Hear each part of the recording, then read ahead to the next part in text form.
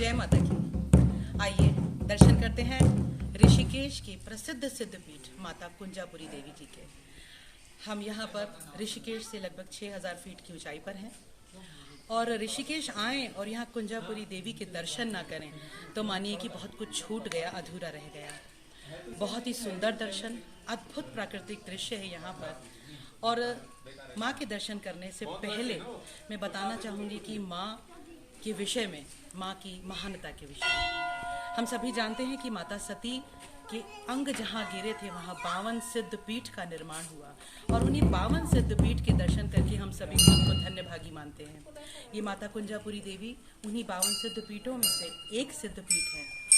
यहाँ पर माँ सती के वक्षस्थल गिरा था, जिसे कि संस्कृत में कुछ कहा जाता है और स्थानीय भाषा अपभ्रंश होकर कुंजा देवी बन गया और इसीलिए यहाँ पर माँ कुंजा देवी कहा जाता है।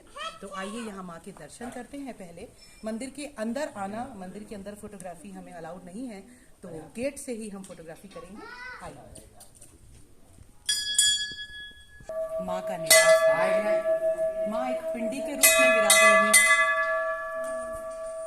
रूप में ही उनके दर्शन होते हैं, लेकिन इस समय चूंकि वो पूरे श्रृंगार में हैं तो हम उनके श्रृंगार के ही दर्शन करेंगे।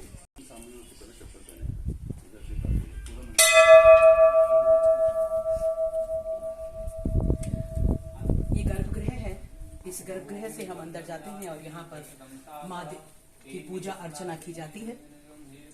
तो इसी गर्भगृह से आपको माँ के दर्शन होंगे। थोड़ा सा आप यहाँ कर ले सकते हैं। अंदर पंडित जी हैं।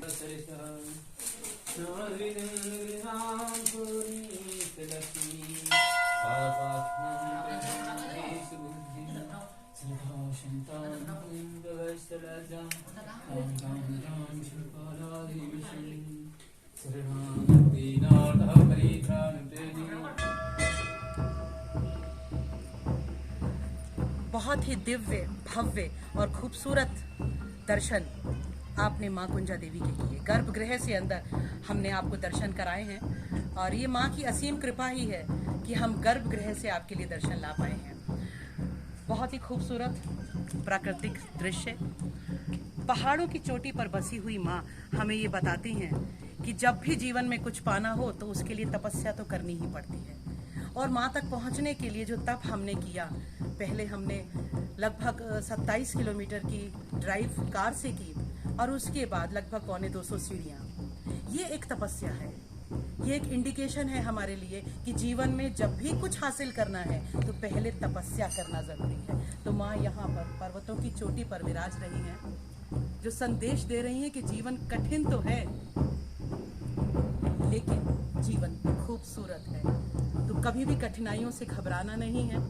आइए और आगे चलते हैं, माँ की परिक्रमा लेते हुए। परिक्रमा का अपना महत्व है। हमारे सनातन धर्म में परिक्रमा का बहुत महत्व बताया गया है, क्योंकि जब हम किसी भी सिद्ध स्थल की परिक्रमा करते हैं तो सिद्ध स्थल के आसपास जो वाइब्रेशंस होते हैं वो वाइब्रेशंस हमारे ऑरा को खूबसूरत बनाते हैं, हमारे ऑरा को सकारात्मक बनाते हैं। तो बहुत ज़रूरी है कि जब भी हम पूजन करें तो उसके बाद परिक्रमा अवश्य लें।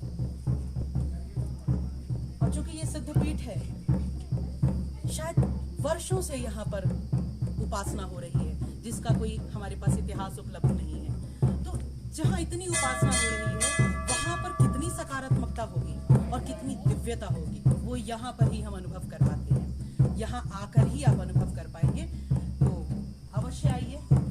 इसी के साथ अब हम आगे चलेंगे अगले दर्शन में।